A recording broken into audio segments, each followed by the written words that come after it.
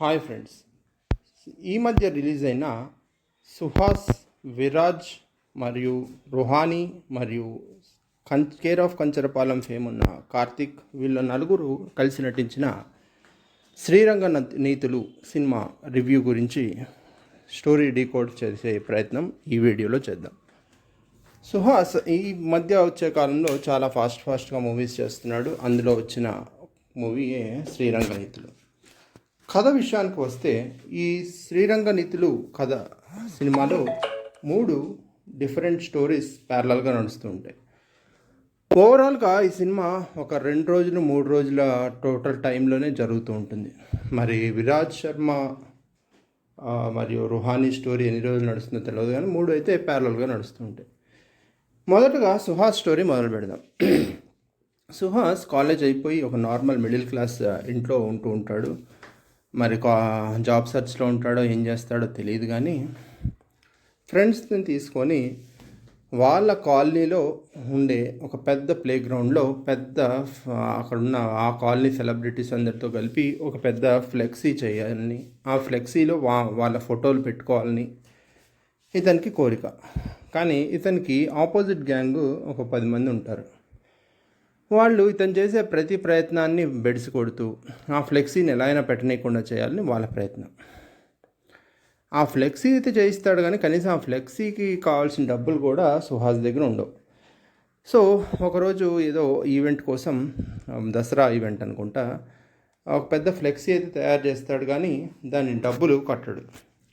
ఆ రోజు ఏ రోజైతే రాత్రి పెడతాడో ఫ్లెక్సీ, ఆ మరుసటి రోజు పొద్దున్న చూసేసరికి అక్కడ ఫ్లెక్సీ ఉండదు.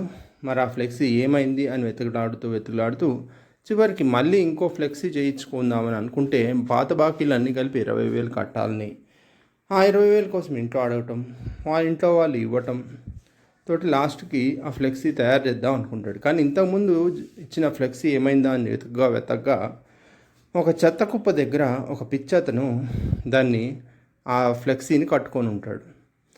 ఇక చేసేది లేక వెనుదిరుగుతాడు సుహాస్. సో ఇది ఒక స్టోరీ. సెకండ్ స్టోరీ వచ్చేసి రుహానీ మరియు బేబీ ఫేమ్ విరాజ్ స్టోరీ. వీళ్ళిద్దరూ ప్రేమలో పడి ఉంటారు. రుహానీ బాగా డబ్బున్న వాళ్ళ అమ్మాయి, విరాజ్ నార్మల్ మిడిల్ క్లాస్ అబ్బాయి. వీళ్ళిద్దరి మధ్య ప్రేమ వ్యవహారం నడుస్తూ ఉంటుంది. ఒకరోజు రుహానీ తను ప్రెగ్నెంట్ అని తెలుసుకుంటుంది. ప్రెగ్నెంటా కాదా, మరి అవునా కాదా కన్ఫర్మ్ చేసుకుందాం అని డాక్టర్ దగ్గరికి వెళ్ళడం, మరి ప్రెగ్నెన్సీ కన్ఫర్మ్ కావటం, ఆ తర్వాత మరి నన్ను పెళ్లి చేసుకుంటుందా లేదా, ఇంత డబ్బున్న అమ్మాయి నన్ను చేసుకుంటుందా లేదా అనే కన్ఫ్యూజన్లో విరాజ్ ఉండటం. లాస్ట్కి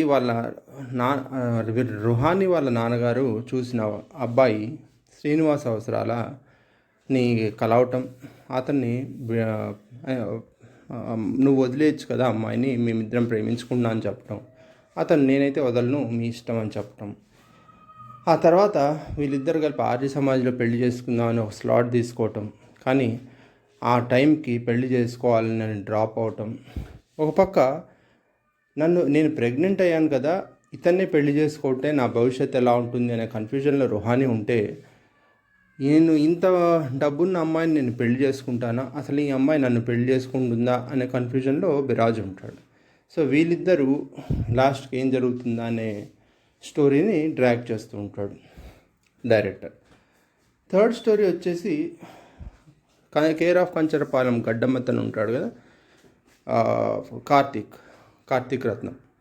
ఇతని స్టోరీ ఏంటంటే, చదువుకొని ఉంటాడు కానీ ఉద్యోగం రాదు, సినిమా ప్రయత్నాలు చేస్తాడు, అది బెడిసి కొడుతుంది. సో ఈ కథలన్నిటికీ సెటైరికల్గా తనికెళ్ళ బరిని ప్రవచనాల రూపంలో చెప్తూ ఉంటాడు. సో ఇతని గురించి ఏం చెప్తాడంటే, ఒక టైప్ ఆఫ్ వ్యక్తులు ఉంటారు, వాళ్ళు లైఫ్లో అన్నీ ట్రై చేసి ఉంటారు, కానీ వాళ్ళు నచ్చిన పని వాళ్ళకి దొరకదు, దొరికిన పని చేయటం ఇష్టం ఉండదు అనే రకంగా చెప్తాడు. మరి పని వచ్చినా రాకపోయినా, ఇష్టమున్నా లేకపోయినా ఖర్చులు అయితే ఆగవు కదా, ఆ ఖర్చులకు ఎలా అని ఆలోచిస్తూ వాళ్ళ కార్తీక్ ఫాదర్ ఏమో తిడుతూ ఉంటాడు, నువ్వు ఏదో పని చేయని. కానీ ఇతను మాత్రం నాకు నచ్చిన పని దొరికే వరకు నేను చేయను అంటాడు. మరి డబ్బులు ఎలా వస్తున్నాయని నేనేం అడగట్లేదుగా అంటాడు.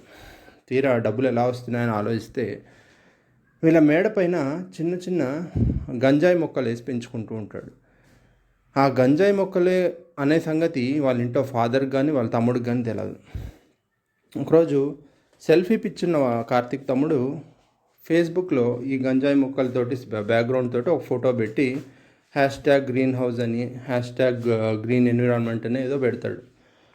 అది పోలీసులకు చిక్కి నువ్వు ఈ గంజాయి మొక్కలు ఎక్కడివి అని ఫోటో పట్టుకొని వచ్చేస్తారు ఇంటికి. అక్కడి నుంచి ఆ గంజాయి మొక్కల్ని బ్యాగ్లో వేసుకొని రకరకాల చోట్ల పరిగెత్తు పోతాడు. చివరికి ఒక ముసలాయన దగ్గర ఆగి ఆ ముసలాయన, బాబు మా నాన్నగారు ఎవరు మేము ఇలా చెడిపోకుండా ఉండటానికి ఆపలేదు, మీ నాన్న ఎవరో ట్రై చేస్తున్నట్టున్నాడు, కనీసం ఇప్పటికైనా అతని మాట విను అని చెప్పడంతో రియలైజ్ అయ్యి ఇంటి దారి పడతాడు. దాంతో కథ ముగుస్తుంది. సో ఈ 3 స్టోరీలు ప్యారలల్గా నడుస్తూ మధ్యలో కేంద్ర బిందువుగా పోలీస్ స్టేషన్ దగ్గర తిరుగుతూ ఉంటాయి. బాగుంటుంది చూడటానికి సినిమా, ఒకసారి చూడొచ్చు. అంటే ఈ మధ్య ఒక కాలంలో వచ్చిన సాఫ్ట్ రొమాంటిక్ స్టోరీస్లో ఇది ఒకటని చెప్పచ్చు. కంచరపాలెంలాగే రకరకాల స్టోరీలు వరుసగా రాసుకుంటూ వచ్చాడు, కానీ కంచరపాలెం అంత బాగా సెట్ అయినట్టుగా నాకు అనిపించలేదు. బట్ చూడొచ్చు, ఫీల్ గుడ్గా ఉంటుంది. ఇంకొంచెం బెటర్ క్లైమాక్స్లు డిజైన్ చేస్తే బాగుండేదేమో అనిపించింది. బట్ సీన్స్ అయితే చూడటానికి బాగుంటాయి, డైలాగ్స్ బాగుంటాయి. మీకు టైం ఉంటే వాచ్ చేయండి. నా రివ్యూ మీకు ఎలా అనిపించిందో మీ కామెంట్స్లో తప్పకుండా తెలియజేస్తారని ఎక్స్పెక్ట్ చేస్తూ సైనింగ్ ఆఫ్.